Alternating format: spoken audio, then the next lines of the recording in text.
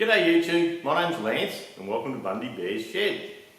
Well, the weather report. Well look, up here in Bundaberg there's a low sitting off Fraser Island just at the moment, and it's giving us fairly high winds, and it was supposed to give us a lot of rain, but we got the wind the last couple of days, but the rain, we've had 25 millimetres, so an inch of rain in the imperial system, and the place has been that dry we haven't had any runoff in the dams. So the dams are still empty apart from just a little puddle in the bottom from the inch of rain. That's about it.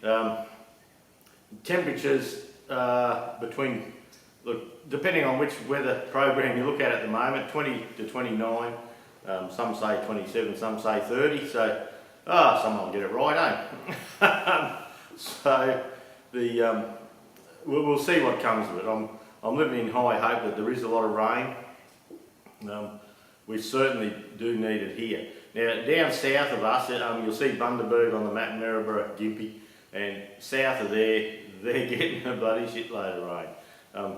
Like Springbrook, 500 millimetres and another 700 millimetres coming shortly. So it's really turning it on down south there. But at Bundaberg, we're just missing out.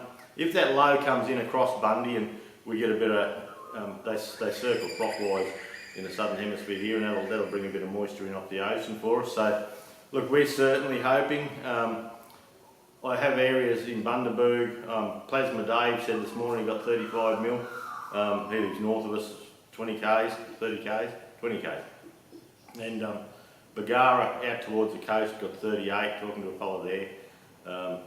And then in behind us they've had a little bit, but over the weekend we went away, and there was no stew last week. I had a bit of a crack at it, but just nothing worked out. I come up the shed early in the morning to do a bit of filming on Saturday, and you can see the Sparex TE20 here. Before we put the fuel tank on and the governor and all that, it just makes sense to do the steering box part of it. And people have been asking for a steering box video, so we're going to do one. Yeah, we're in the process of it, and we got some of it filmed. And but those who know me know that I live near Sandy Hook on the Burnett River, and well, they had powerboat racing, didn't they, Saturday morning, all day Saturday, and it was blowing its arse off, and the shed was rattling. But I had wedges in the doors, and I could sort of live with it a little bit. And but then the powerboats started racing, and with this camera here, and I've got the other sound equipment, I could not, they were that loud. They're coming in at like 60, 70 decibels through the front door here apparently. And that's not accurate, that's just reading the manual for my sound equipment here. And yeah, we just could not get a clear sound thing at all. And you just get the next bit going, and God, they sound like they're coming. The main door of Bundy Bear's shed faces the river, and wow, that would just come in here, and yeah, would you come up to have a chat? You're flat talking, yeah, you got to wait till they finish. So just too loud to do it Saturday, so I thought, not to worry, we'll have a crack Sunday. So Sunday we started on it. Well, holy, the wind on Sunday, and on the sound equipment I could not get any less than 3 bars of wind noise, just background noise, and I couldn't even dial it out. So I thought, well, see how we go. But we had friends come, friends that are doing a caravan trip around Australia. They've sold their home and they've bought a caravan and a ute, and they're doing a lap, and they come into Bundy, and they were staying for the week. And so I said, yeah, I'd like to get together, have a chat. And I said, I'll take you for the tiki tour. So what I do for people coming to Bundy, our friends from out of town that have never been here before, I chuck them in the ute and we go, we got a little lap down through the port and Burnett Heads and off to Bagara and down to Elliott Heads and up onto the hummock and around, and we usually stop at a pub for lunch. And the Bagara Hotel it's opened after it burnt down early in the year, and so we dropped in there for a quick pot on the way through, and yeah, had lunch in the club hotel. And we were going to Grunsky's seafood place on the river. It's a nice seafood restaurant, but they don't open Monday, Tuesday, so that buggered that. And so by the time we did that, then they come back and we had a few beers in the pool room and had a chat before they went on their way. Yeah, just no stew. Apart with the noise and with our visitors, just no time. So I thought about doing it through the week, and I thought, oh look, I'll just give it a miss and wait till I've got something to put in it. In this last weekend, we drove out of town here Saturday morning, and family friends we've had for many years, well 30 years, because our young bloke turned 30 and their young bloke turned 30, so we went over for the 30th birthday party, and my missus and his missus, my mate Mick, his missus, they met at the courses, for young mothers and all that. They'd go into country town, they'd have a cuppa and a bicky and just build up a network of friends for support back in the day. So back in around 1990 that was. And so they've been family friends for that long, we just all clicked and away we went. So off we went to Mergen for the weekend, and went out there Saturday, hooked the caravan up behind the Triton, and went out there Saturday, and we had a good time, met some people. We re-met. Some people we hadn't seen for quite a few years since we moved away to Bundy, and caught up with a few of them. So that was a good thing. So going over there, we had a headwind, and the Triton's only a little 2.4, and we had a headwind. You might hear a bit of background noise there, but that's just, there's a watermelon paddock near us, and they got the tractors and trailers going past picking watermelons. So that's the sound of people making money, so we can't go talk about that. And so yeah, we had this headwind, and as it was circling clockwise, the wind in off the ocean, well, we were heading straight into it. Well, bugger me, the poor old Triton, you'd reckon the handbrake was on a couple of clicks. Gee, I was whinging, and I said to Jude, God, this bloody thing's gutless, because I've got the canopy off the Colorado, the back one, I've got the fridge out, and after work I'm trying to work with that canopy, and we are doing a bit of polishing on the canopy, and I just thought I'd polish one side a bit, use the Septone, and I've tried 3 different products on cleaning the alloy, and but I found this Californian purple polish, and look, it's bringing it up pretty nice just on its own. Pardon me. So, but where we had it built, they've got a few slag marks, but I'll talk about that later. So anyway, so I said to Jude, we'll take the Triton, and the other thing was Kelly Dog was jumping in the back, and with the Colorado, with the canopies and that, there's nowhere for her really. So we took the Triton, and it's all set up for towing, so off we went. Well, some of those bloody hills out Colson Lakes way and all that, I thought if I got much slower, I'll be running out of gears. It was just gutless, and I said to Jude, I think I might hot this up a bit. I think.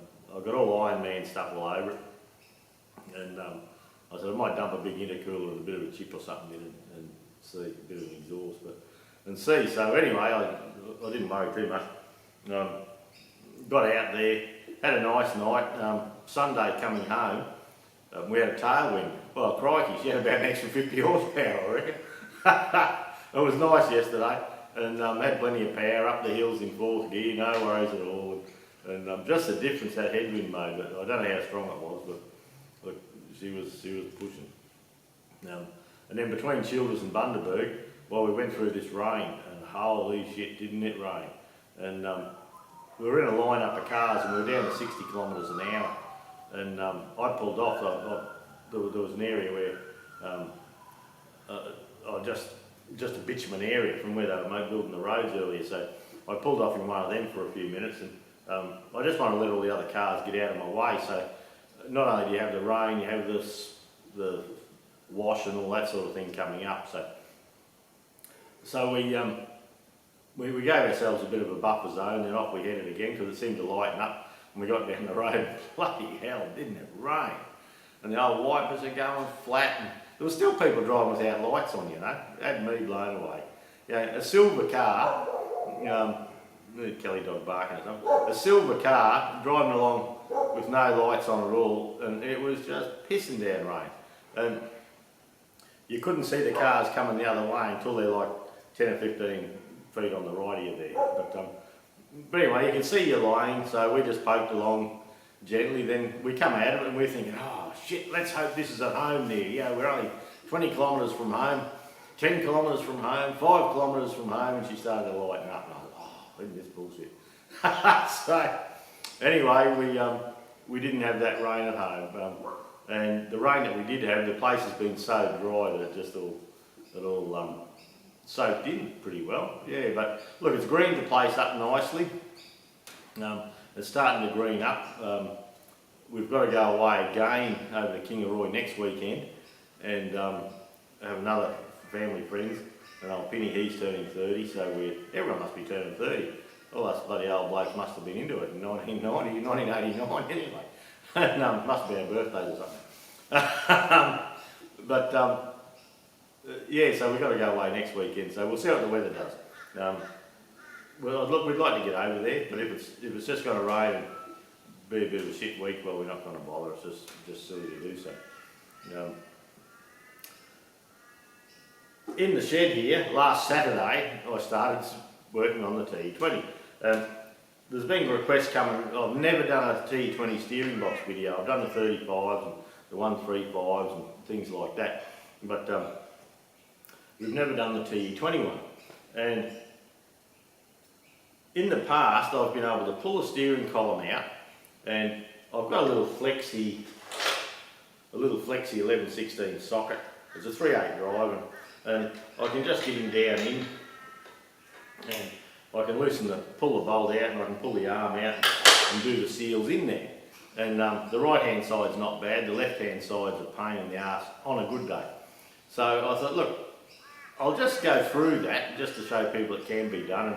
And the other thing I get a lot of is when people have the tie rods off their TE20s and they turn one way and they turn too far, it goes clunk, clunk, clunk, and it misses a gear. You know, it gets out of time, which it can do. And they have hell's own trouble, and I'm saying, well, you know, try and loosen the screws that hold the backlash in and back them out and all that. A lot of people say, no, it doesn't work. And I thought, look, it does work. You can do it. So I pulled the steering column off, and I've actually filmed through that on how to get it retimed. But I actually come a guts up, and the tractors I've done it on in the past, and thinking back, I've only ever done it twice, and I know it was a bugger of a job, but at the time it was better than taking the tank off and all the bullshit off with it. So you can get down in there, but on the one on the left hand side, what I found the other day that I didn't know, the two tractors I must have done were 6-volt tractors, and with the longer snout on the bell housing on this TEA20 here, the arm doesn't go far enough to get to the bolt. So if you have a 12-volt tractor, it appears to me that it's not possible to do the steering shaft seals, the pitman arm seals, in the tractor down through the top. I couldn't seem to get it to work the other day, but I have done it in the past, but I knew it was a bugger of a job, but I just thought I'd film it, you know, just to show how it was done. But on this tractor, like I say, come and guts, so you can't do it. Where the pitman arm comes out the side, there's a little tip there where the centre has gone in, so they can turn it and probably hold it actually, and rotate it to index for the splines and the where the bush goes inside. So people grind that off, and the seal will go up the outside. But I choose not to do that. Each to their own. Yeah, I just choose not to do it. And so in doing that, I've got the column off. What I was going through was if the fuel tank is on and you don't undo all your governor controls and that, you can pull the top of the dash out here where the steering wheel goes. You can pull that out and do those bearings in the main spindle, which is, here's one I prepared earlier.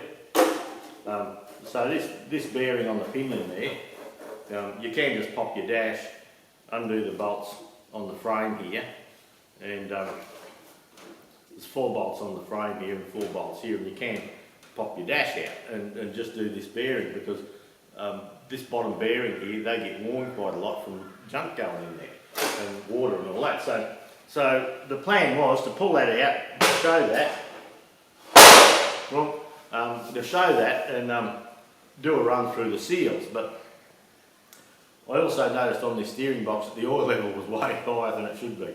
And if you've got one of these TE20s and the oil level in the steering box is higher than it should be, chances are it's got a gut full of water in it. So I got a little suction pump in and I put it down the bottom and started sucking the oil out to see what was there. Well, she's full of water alright.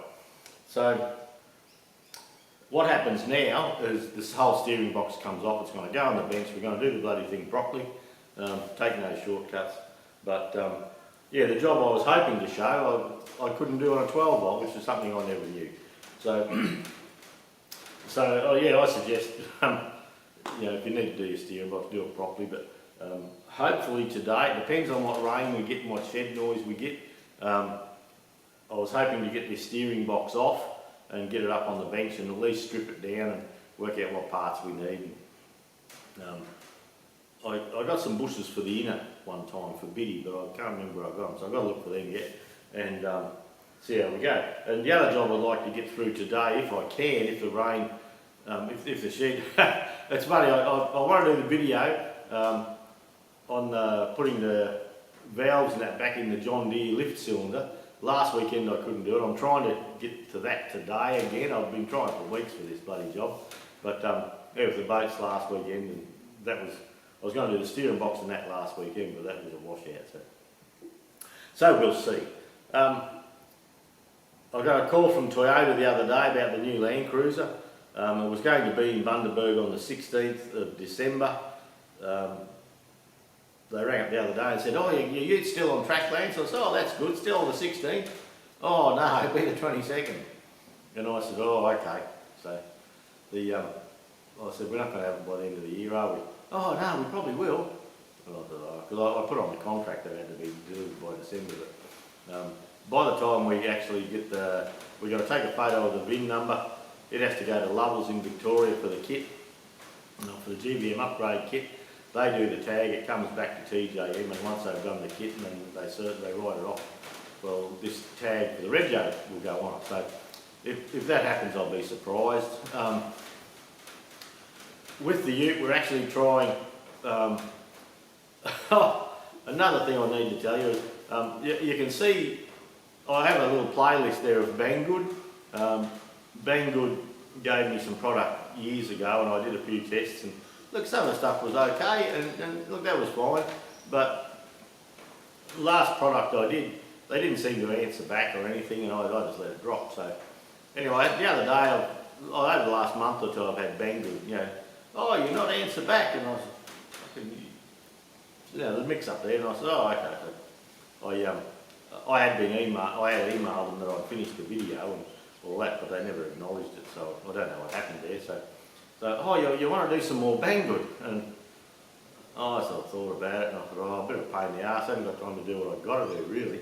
And anyway, while I was thinking about it, well, China's chucking a big wobbly with Australia, and they're banning wheat, and they're banning bloody wine and wood and bloody coal and the whole bit. And Banggood's been just riding the shit around me with this. So I got up in the other day and I said, no, look, I said, not interested. I said, China, you're just a bloody big bully. And I said, it's a bit too faced or hypocritical of me to have some of my customers losing their export markets because China's chucking the shits. And then me coming on doing reviews on your stuff. And the reviews are obviously so you can make a few bob on it. And so I said, no, you can blow it out your arse, really. And until China-Australia trade relations get better, you can get stuffed. So anyway, they've come back again, and I sort of enjoyed it. And they come back again and said, oh, don't worry about import from China, we have warehouses in Australia. And I said, I don't give a toss about your warehouse in Australia. You're just a bully cunt, and you're treating Australia like shit at the moment, just because our country supported or put forward or something, a motion about where the COVID virus come from. So I was, look, until all that sorts out, I'm not promoting your bloody shit. I'm just not doing it. And they said, oh, but here's a promo code now. So here's a promo code, so you do a thing on our stuff, and then your customers, anyone that buys anything through Banggood, they can have the promo code, so they get cheap parts and you get a kickback here, so you make money. So I went back and I said, look, I've got enough money, I don't want your shit, I'm not doing it, and I'm just had enough of China at the moment. I don't want anything Chinese. They just knock companies' bloody ideas off, and so anyway, bugging me dead. I think I've got rid of them. I haven't had a look at my emails. I don't do emails until Tuesday when I get to work. So bugging me dead. I've got this Chinese lady wants to friend me on Facebook, and I haven't taken it on. And the next thing I've got private messages. Hello, Lance, and I fucking thought, what's going on here? Because usually when you get a friend request on Facebook, you went a message to me. But yeah, usually when you get a Facebook message, a friend request, then you get a message within minutes. It's, have you heard about getting this government money and all this bullshit? It's all dodgy. So I looked this lady up, and now they're some mob in China making tractor parts, and we want to work together. And I'm thinking, we're not doing that. And so anyway, the friends that were here the other day with their Isuzu, there's an Australian company, Clearview, and Clearview mirrors, and they make good Aussie mirrors. I buy them for towing. I reckon they're just a great product. They have extendable mirrors and electric tops, indicators on the sides and all that sort of thing. And anyway, our friends were there, and I said, you got those Clearview mirrors? They're a good thing, eh? They said, Clearview too bloody dear. I said, what are you talking about? I said, no, they're up there a bit, but that's fine. And it's a good Aussie product. You've got Australian backup, you've got Australian videos on fitment. And one set I bought one time, one of the nuts had come undone, the little studs had come undone. So that I spoke to them, bang, within a day or two I had a little packet. I only asked for one, but they sent me a packet of 3, I think. So good company, but I had a look at theirs, and so I went and got the ute, and we put the ute there, and I had a really good look at theirs, and where ours has got Clearview, they've got another brand. So what's happened is that, and they say, these are only half price. I said, yeah, but they're made in China. That doesn't matter. They're the same thing. It's good value. And I thought, well, that's what's wrong with our country, really. And but I look at them, and they were an exact knockoff. Exact. Like, you couldn't have got it closer if you tried. The only one thing I could see was on the Clearview ones, the indicator on mine. I have silver ones on the Triton. The indicator, the LED indicator on the side of mine is clear, but it comes up yellow when you put the indicator on. But theirs looked yellow from the outside. So anyway, that got us thinking, and it sort of pisses me off, that stuff. And I suppose if you're in America or in England, it's happening as well, and it's certainly happening in Australia. I suppose in Ireland, all the fellas watch me. It's probably happening worldwide, and we're just all getting used to it. So I had a yarn to Jude, and I said, this bloody ute I'm building, this Land Cruiser, it's going to have no Chinese knockoff shit on it.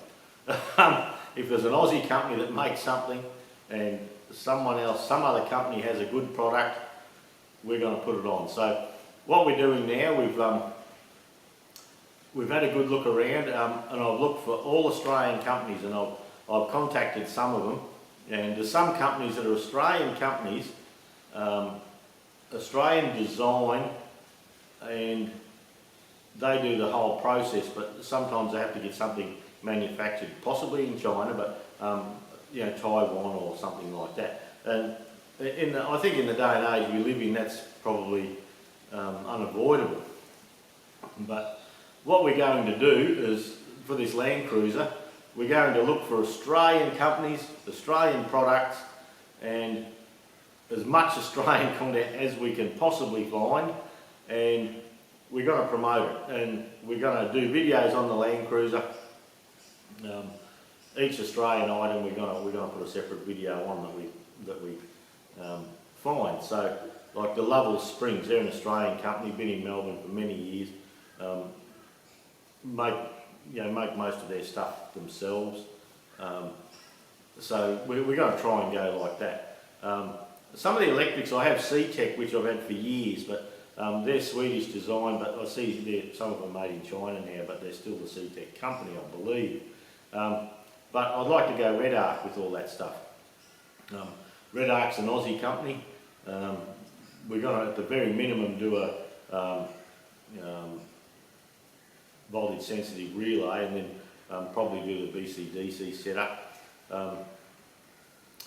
The Black Duck seat covers, we've gone with Black Duck. They're a West Australian company, and they have top quality seat covers. Look, it's expensive.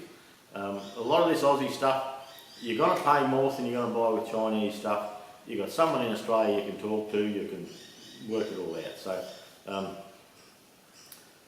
So that's what we're going to try and do with this vehicle. I actually sent emails off to all these companies last week, probably half a dozen of them, more Airbag Man, ARB, TJM, Black Duck. I've already bought the Black Duck product, but I'm just telling them what we're doing. But I mean, they might come on with a bit of sponsorship or something. Clearview mirrors, we've already bought the mirrors, but they've got tyre spiders and things like that we may be able to work in with them. I've sent them all emails. Yeah, if they want to come on board for the build, great. Whether these companies come on board and want a bit of exposure through the YouTube channel or whether they don't, it won't matter to me. I'd like it, of course, it would make the build cheaper. If it doesn't happen, doesn't matter. We're still going to go that way. We're going to pay the extra. We've ordered a Heyman Reese tow bar, the X bar, Aussie company. Yeah, the trailer controller we've ordered, that's Red Arc, Australian Tow Pro. They're a good thing, that's why I'm going to try it. So we're going to go that way with it. So a lot of research is going into this Land Cruiser at the moment. When you actually see it in Bundy Bear's shed, I don't know. And it's not that important, I suppose, but I expect it will be early January. So first job, it goes up on the hoist and all the full rust proof and the X-Troll, the chassis, then we're going to hop right into it with as much as we can in rust proofing stuff. The new wheels, we bought new wheels and tyres for it. We weren't going with the anti-Chinese thing then, and the only place we could find wheels that are rated for the GVM upgrade was my mate Peter Walton, and they're CSA X brand wheels or something rather, and they're rated at 1250 kilos per rim, 1700 kilos per tyre we're putting on, and so now we're on the hunt for Aussie bull bars and things like that. So I get on good with ARB in town and TJM and all those fellas, so that's good. The water tank going up under the tray of it, it's NMAC, they're a Bundaberg plastic blow moulding company, they're going in there. The overhead roof console, it's an Aussie company. It doesn't say made in China on it anywhere, we'll see. The UHF radio is GME, Australian mob, and once again, I can't guarantee that some of these companies don't have odds and sods out of their range, made in China, but we're trying to dodge that if we can. But look, we'll just see. And yeah, everyone flaps their gums about China and how bad they are and they make shit tools and all that, but you sort of got to put your money where your mouth is a little bit, don't you? So look, we're going to do that with the Ute just to see if we can do it, and I want good quality long-term products on it, and so we'll see how we go there. The Rob from South Australia with his what does Xanadu? No, I just can't picture it in my head at the moment. Website. He's getting the lathes from China, and China's starting to direct import lathes into the country. So they're trying to put the hair of Forbes all them out of business, and they want you to deal direct with the factory. And the factories in China are actually setting up warehouses in Australia, and you will think you're buying it from a big warehouse, but it's factory direct. They're trying to cut out the middlemen in that. So he's getting the lathe, and Chinese lathe, and he's going to go with it. He reckons it's a new way business is being done. He's probably correct. So anyway, we'll just see. That's my whinge about China for the day. So I'm going to try and avoid that if I can. I know we go shopping, and Jude and I, if we see something or food products or that, we just don't buy the Chinese stuff. In Australia you have to be careful about New Zealand product because Australia and New Zealand have a thing where we just swap products back and forth, and it's a trade deal we have, but the stuff we won't let in from overseas countries, they do. And so sometimes what's happened is China brings it in, does something in New Zealand, it becomes a New Zealand manufactured product, then comes straight into Australia. So that's just how it goes. That's the world we live in. So anyway, we'll see how we go with it all. I know a lot of my American followers, especially in the machinist fraternity, they love the American products, and they're very, they're patriotic with it all. And I'm not sure Australia makes an awful lot, but I try and buy. So nowadays we try and buy Aussie #1. If it comes from USA, England, Ireland, yep, I'm into that, love it. Taiwan and India. India's coming on board now. The quality of Indian stuff needs to come better. They need to pick their act up an awful lot. And in saying that, at Queensland Tractor Spares, I can't tell you some of our suppliers aren't getting stuff from China. We don't, so we'll see. But anyway, there's my whinge and grizzle for the week. It sounds like it's just starting to rain now, and boy, I hope it pisses down. I'm hoping for rain, but I want to get these videos done, so I'll try and work between the showers today and see if we can get something happening here. Looks like January, in the middle of January sometime, we're going to hit 25,000 subs. For those who follow figures, we're going 25,000 subs. A good 28 days on YouTube, we're getting 185,000 views. On a slow one, 185,000. On a good one, if I've had my finger out and I'm putting out something interesting, we're up about 235,000 views every 28 days. So yeah, look, it's rattling along nicely. So I just need to get a bit of time, and I've been that busy with work and just other things. I'm just flat getting in the shed lately. So hopefully, we're working over Christmas due to myself, so hopefully I can get a few days tucked away in the shed here, but we'll see what happens, and we'll get all the sound equipment going, and just light showers on the roof. I've worked out I can block them out, but that's what you get working in a big tin shed, don't you? There's a little breeze outside. They reckon it's going to blow its ass off later, so we'll see how we go. At 20 to 30 degrees, it's not too hot, and I might tuck myself up the back in the corner there and see if I can get something happening. So anyway, I've always got a lathe and a mill up the front there. I can hop in there, and I've got a couple of projects I've bought to do, and yeah, just time poor. Yeah. But anyway, that's how it is. Yeah, not to worry. I'll have to retire one day. The only thing that's stopping me is I'm too poor, really. Yeah, we've got no money. Yeah. So anyone wants to buy Queensland Tractor Spares, come and see us. We'll put it on the market for you, just so I can have a shed time. All right, thanks for dropping by, everyone. We'll see you next week.